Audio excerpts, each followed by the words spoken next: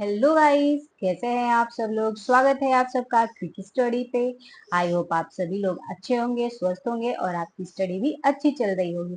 यहाँ पे हम जो है सुपर टेट की तैयारी कर रहे हैं, जिसमें कंटिन्यू थोड़ा थोड़ा करके सिलेबस हम लोग अपना कंप्लीट करते जा रहे हैं। जिसमें आज 7वां दिन है। हम लोग 6 दिन कंटिन्यू अपनी स्टडी को किए थे। तो आज जो है मेन 6 दिनों में हमने क्या पढ़ा है, कैसे पढ़ा है, कितना पढ़ा है, इन चीजों का फिर से रिवीजन करेंगे और एक मॉक टेस्ट देंगे। मॉक टेस्ट देने के बाद कैसा हम लोग का एक्सपीरियंस रहा, ये कमेंट करके बताना है, एक दूसरे को सजेस्ट करना है।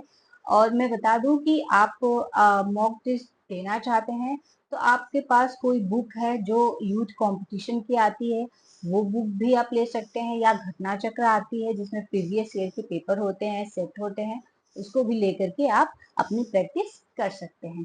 फिलहाल आज जो है हम ये बात करेंगे कि कंटिन्यू अपनी पढ़ाई को कैसे जारी रखें। यदि मॉक टेस्ट में नंबर थोड़े कम आ रहे हैं तो कोई बात नहीं है, आप अपनी प्रैक्टिस को जारी रखिए। आप ये समझिए कि जो छोटी छोटी गलतियां हो रही हैं उनको कैसे दूर करना है। मैं भी आज अपना एक मॉक टेस्ट लगाऊंगी, फिर क्या उसका रिस्पॉन्ड आता है, कैसा मार्क्स आता है, ये कमेंट करके जरूर आपको बताऊंगी। आपके साथ मैं चाहूंगी कि आप लोग भी अपनी प्रैक्टिस को करिए, क्योंकि इस बार लंबे टाइम के बाद जो है वैकेंसी आने वाली है यूपी में। तो सिलेक्शन लेना है तो मेहनत तो करनी पड़ेगी और कंटिन्यूटी बना के रखिए। ऐसा भी होता है कि कुछ दिन पढ़ने के बाद जो होता है मन नहीं करता है पढ़ने का, या थोड़ा सा ब्रेक चाहने लगता है, तो इसको जो है निगलेक्ट करना है। अपनी स्टडी का रिदम बना के रखिए। ज्यादा नहीं, बस आप 1 2 3 महीने तक अगर कंटिन्यू स्टडी करते हैं, इतने में तो आप क्वालिफाई हो जाएंगे। सुपर टेट ये पक्का है। तो बस अपनी मेहनत में लगे रहिए, उसमें कमी मत करिए। बाकी आज ज्यादा डिस्कस नहीं होगा, कोई ज्यादा शेड्यूल नहीं है, बस यही जानना है कि अपनी पढ़ाई को बना के रखना है, अपने आप को मोटिवेट रखना है।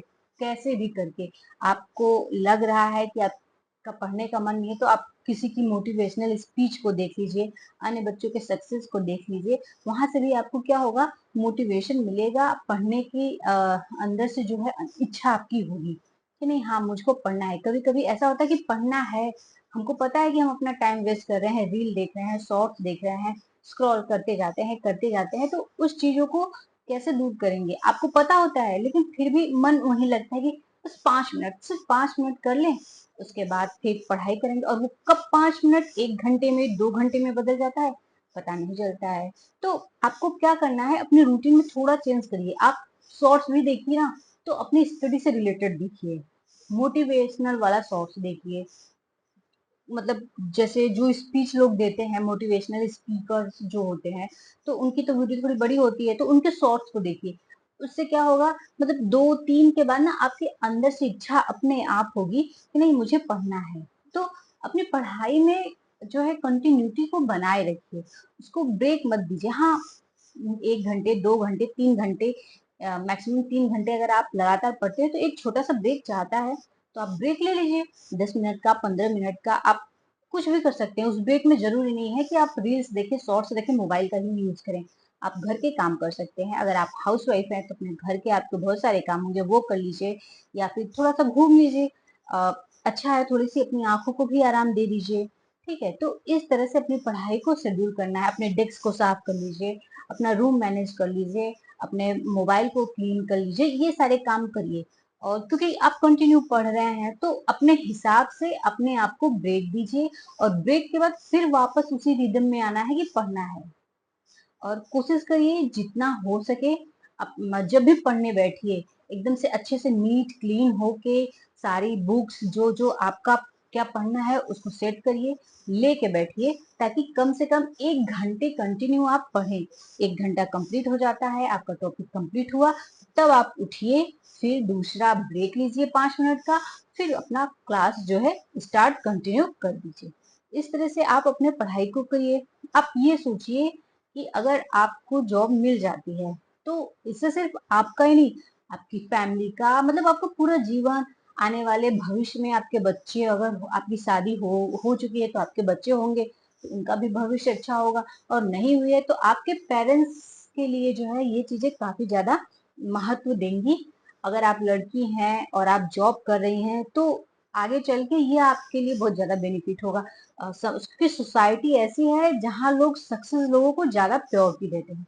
तो अपने लाइफ में आपको सक्सेस होना है, पढ़ना है, क्योंकि अगर आप सफल नहीं होंगे तो बाद में इतनी सारे लोगों की बातें सुननी पड़ती हैं जो काफी कष्टदायी होती हैं। तो ये चीजों को महसूस करिए। अगर आप लगातार कई सारे एग्जाम दे रहे हैं, अटेम्प्ट कर रहे हैं, 1 नंबर 2 नंबर से रह जा रहा है तो उसका क्या कारण है?